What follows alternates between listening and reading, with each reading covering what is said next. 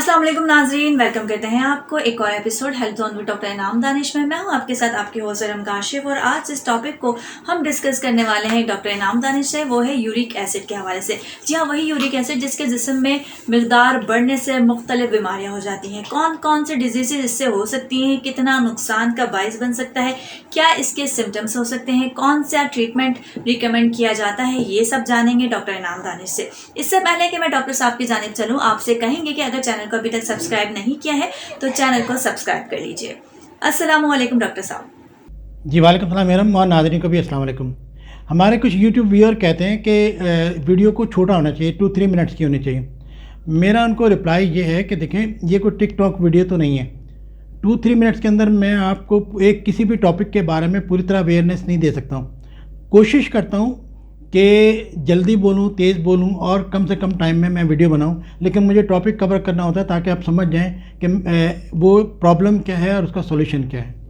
Doctor साहब, मैं ये जानना चाहूँगी कि यूरिक एसिड जिस्म में बनता कैसे है, कैसे खारिज होता है, ये कोई काम की चीज़ है बॉडी के अंदर या कोई वेस्ट प्रोडक्ट है? यूरिक एसिड हमारी बॉडी में बनता है प्यूरिन्स के ज़रिए। प्यूरिन हमारी बॉडी का इंटीग्रल पार्ट है और इससे हमारे सेल्स बनते हैं। आरएनए, डीएनए वो प्यूरिन से बनते हैं। तो ये जब प्यूरिन का ब्रेक डाउन होता है उससे यूरिक एसिड बनता है। तो ये वेस्ट प्रोडक्ट है, ब्लड में शामिल होकर किडनी के पास जाते हैं और किडनी इसको यूरिन के ज़रिए निकाल देता है। लेकिन अगर इसकी बॉडी में प्रोडक्शन ज़्यादा हो या फिर किडनी इसको रिलीज़ ना कर पा रही हो, निकाल ना पा रही हो, तो इसकी मिकदार बॉडी में बढ़ जाती है और ये फिर ब्लड में मिक्स होने के बजाय क्रिस्टल बन जाते हैं, सॉलिड बन जाते हैं। और ये सॉलिड जो है वो डिफरेंट जगह पे जाके डिपॉजिट होता है, जिससे बीमारी पैदा होती है। अच्छा, ये बताइए कि यूरिक एसिड की ज़्यादती की वजह से कौन कौन सी बीमारियां हैं जो हो सकती हैं? तो यूरिक एसिड के जो क्रिस्टल्स हैं हमारी बॉडी में डिफरेंट जगह पे जाके डिपॉजिट होते हैं, ख़ास तौर पे जॉइंट्स के अंदर। जॉइंट्स हैं, जॉइंट्स में भी बिग टो जो है यानी कि पाँव का जो अंगूठा होता है उसके अंदर ये सबसे पहले ज़ाहिर होते हैं कि जिसमें पेन होने लगता है, ख़ास तौर पर रात में सोते हुए बहुत पेन होता है। उसके बाद वो बढ़ते बढ़ते फिर रेड हो जाता है, तो उसमें तकलीफ़ होती है, कोई कपड़ा भी लगता है तो तकलीफ़ होती है और फिर आहिस्ता आहिस्ता वो अंगूठा टेढ़ा हो जाता है। आप लोगों ने देखा होगा कि बहुत सारे लोग जो हैं उनके वो फिर आहिस्ता आहिस्ता अंगूठे टेढ़े होने शुरू हो जाते हैं। तो दूसरे किडनी के दूसरे जो है वो नी जॉइंट जो है यानी कि घुटने के अंदर भी ये डिपॉजिट होता है और घुटने के अंदर भी पेन होना शुरू हो जाता है। तो जिनका यूरिक एसिड ज़्यादा हो वो सबसे पहले उनको जॉइंट की प्रॉब्लम होती है, ख़ास तौर पे बिग टो की, अंगूठा जो पाँव का है या जो घुटने हैं या नी जॉइंट है, इसके अंदर पेन शुरू होता है। इसके अलावा कुछ ये क्रिस्टल जब डिपॉजिट होते हैं उसको टोफाई कहते हैं। ये कान के ऊपर के हिस्से पे यहाँ पे कुछ दाने से बन जाते हैं, या फिर जो जॉइंट्स हैं मुख्तलिफ़ किस्म के हाथ पे हैं या कोहनी पे हैं, वो इतने मोटे मोटे गुठलियाँ बन जाती हैं क्रिस्टल इसकी जो है यूरिक एसिड की। एक और इम्पॉर्टेंट प्रॉब्लम जो है वो है रीनल स्टोन यानी कि किडनी स्टोन के। यूरिक एसिड जब बढ़ता है तो किडनी के स्टोन बनना शुरू हो जाते हैं, गुर्दे की पथरी बनती है, उससे भी बड़ी तकलीफ़ होती है। आहिस्ता आहिस्ता जब ये क्रिस्टल गुर्दे में से गुजरते हैं तो गुर्दे को डैमेज कर जाते हैं, फिर स्कारिंग होती है और गुर्दे डैमेज होना शुरू हो जाते हैं। यानी कि गुर्दे में पथरी भी बन सकती है और गुर्दे मुकम्मल नाकारा भी हो सकते हैं यूरिक एसिड हाई होने की वजह से। इसके अलावा जो और कंडीशन देखी जाती हैं कि यूरिक एसिड अगर हाई हो तो ऐसे पेशेंट को डायबिटीज़ होने के चांसेस बहुत ज़्यादा होते हैं, शुगर ज़्यादा हो सकती है, ब्लड प्रेशर ज़्यादा हो सकता है और फैटी लीवर जो है जिनके जो कहते हैं लोग के जिगर पे चर्बी आ गई है, वो भी इसी वजह से होती है, यूरिक एसिड की वजह से। तो ये कॉमन कंडीशन हैं जिसकी वजह से जिन्हें रोकने के लिए हमें यूरिक एसिड की मिकदार को बॉडी के अंदर नॉर्मल रखना होता है। अगर बढ़ जाए तो उसको कंट्रोल करना पड़ता है।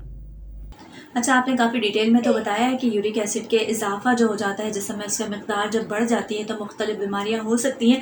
तो आइडियल टारगेट क्या होना चाहिए आपके मुताबिक, और साथ साथ जो नॉर्मल लेवल है एक यूरिक एसिड का वो क्या होना चाहिए? नॉर्मल लेवल ब्लड के अंदर यूरिक एसिड का 3 से 7 मिलीग्राम पर डेसीलीटर यानी कि 3 to 7 मिलीग्राम पर डेसीलीटर होता है। लेकिन हमारा टारगेट जो है वो बॉडी के अंदर ये होता है कि ये 6 मिलीग्राम पर डेसीलीटर से कम हो। तो 7 तक भी एक्सेप्टेबल है, लेकिन हमारा टारगेट ये है कि ये 6 मिलीग्राम से भी कम होना चाहिए। आप क्या समझते हैं डॉक्टर साहब कि अगर सिम्टम्स ना भी हों तब भी हाई यूरिक एसिड की जो शिकायत होती है उसके लिए मेडिसिन दी जा सकती है? यूरिक एसिड बढ़ने की बेसिकली 2 वजह हैं।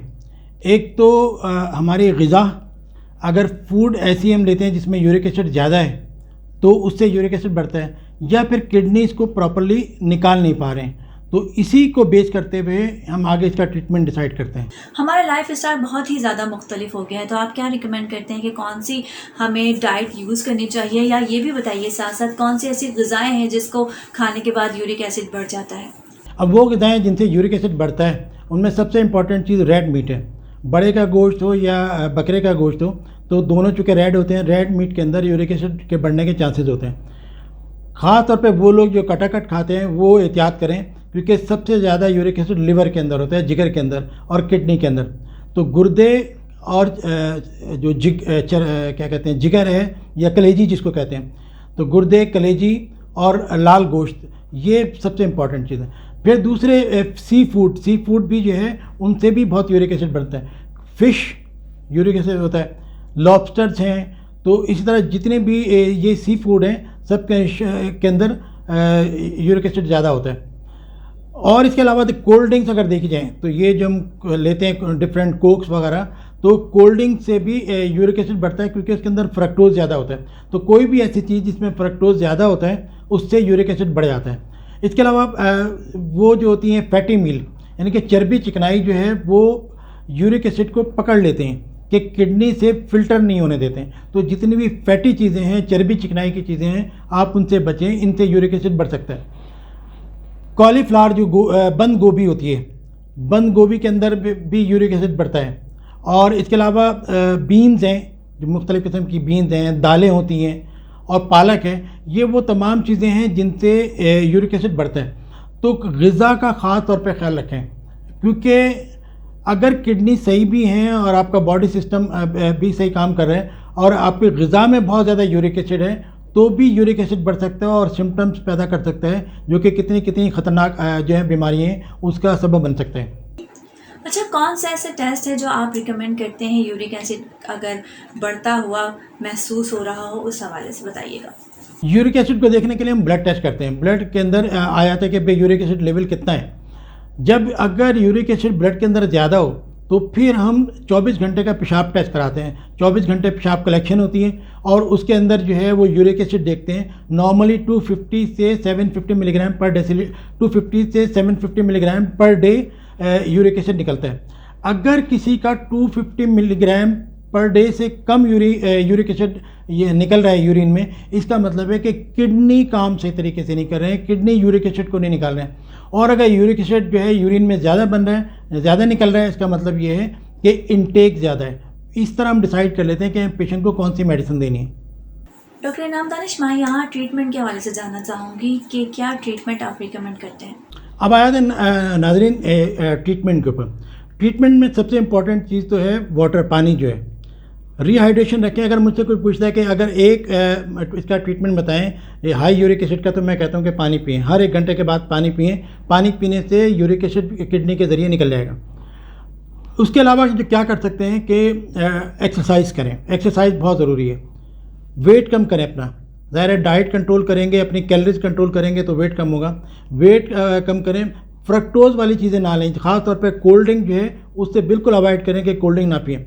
हाई यूरिक एसिड के जो डाइट हमने पहले जिक्र किए हैं वो बिल्कुल ना लें, जिसमें गोश्त है, मछली है, दालें हैं, गोभी है, तो ये वो चीज़ें हैं जिनसे हमें बचना चाहिए। अगर ये सब कुछ करने के बाद, यानी कि लाइफस्टाइल चेंज करने के बावजूद हमें यूरिक एसिड कम नहीं हो रहा है या सिम्टम्स हो रही हैं, कहीं पे जॉइंट में पेन हो रहा है, तो फिर हम मेडिसिन देते हैं। इसके लिए 2 ट्रेडिशनल मेडिसिन है। एक एलोप्यूरिनॉल है जो कि आती है ज़ाइलोरिक के नाम से, तो ये पुरानी मेडिसिन है। लेकिन इसके बाद जो लेटेस्ट इसमें मेडिसिन है वो फीबक्सोस्टैट के नाम से ये आती है गोयूरिक। तो गोयूरिक टैबलेट है, 40-80 mg की आती है। तो गोयूरिक यूज़ कर सकते हैं या ज़ाइलोरिक यूज़ कर सकते हैं। इनके अपने साइड इफ़ेक्ट भी हैं, हमें मॉनिटर करना पड़ता है, ख़ास तौर पे LFT को, क्योंकि ये जितनी भी यूरिक एसिड की मेडिसिन है इनमें सबसे बड़ी प्रॉब्लम यह है कि एक तो एलर्जी कर सकते हैं कि पूरे जिस्म पर रैश हो सकता है, और दूसरे ये है कि लिवर को डिस्टर्ब कर सकता है, कि उसके लिए हमें मॉनिटर करना पड़ता है, LFT बार बार चेक करके देखना पड़ता है। और भी इसके साइड, गच्चे अनकॉमन है लेकिन साइड इफ़ेक्ट है कि इसकी वजह से हार्ट अटैक हो सकता है, पेशेंट को फालिज हो सकता है। तो ये या फिर जो गाउट है पहले से किसी को यानी कि जो जोड़ों की तकलीफ़ है हम उसको गाउट कहते हैं, तो अगर पहले से ही गाउट है तो और गाउट बढ़ भी सकता है। तो ऐसी कंडीशन में हम ये करते हैं कि अगर गाउट किसी को तकलीफ़ बढ़ भी जाए तो हम मेडिसिन कंटिन्यू रखते हैं और साथ में पेन किलर दे देते हैं। तो कहने का मकसद ये है कि एसिम्प्टोमेटिक हाइपरयूरिसीमिया को ट्रीट ना करें। आम तौर पे हमने ये देखा है कि जहाँ लोग यूरिक एसिड चेक करवाते हैं और वो ज़्यादा आते हैं तो वो फ़ौरन डॉक्टर के पास आते हैं कि डॉक्टर साहब हमारा यूरिक एसिड ज़्यादा है, दवा दे दें, और डॉक्टर आम तौर पे दवा दे देते हैं। तो सबसे पहले लाइफ स्टाइल को चेंज करें, कोशिश करें कि अपने लाइफ स्टाइल के ज़रिए, पानी और एक्सरसाइज के ज़रिए इसको कम करने की कोशिश करें।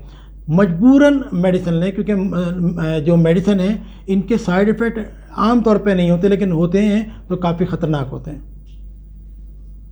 बहुत शुक्रिया डॉक्टर साहब, काफ़ी डिटेल में आज के टॉपिक को भी हमेशा की तरह आपने डिस्कस किया है।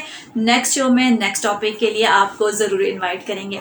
वेल नाज़रीन, मेरा आपका साथ इस शो में यहीं तक। आपसे कहेंगे कि अगर चैनल को अभी तक सब्सक्राइब नहीं किया है तो चैनल को सब्सक्राइब कर लीजिए। साथ साथ कोई और टॉपिक जो आप चाहते हैं कि उसके हवाले से आपको अवेयरनेस प्रोवाइड की जाए, आप वो कॉमेंट में ड्रॉप कर सकते हैं ताकि हम नेक्स्ट शो में उसको शामिल कर सकें। अपनी होस्ट इरम काशिफ को हेल्थ ऑन विद डॉक्टर इनाम दानिश की आज की एपिसोड से इजाज़त दीजिए। अल्लाह हाफ़िज़।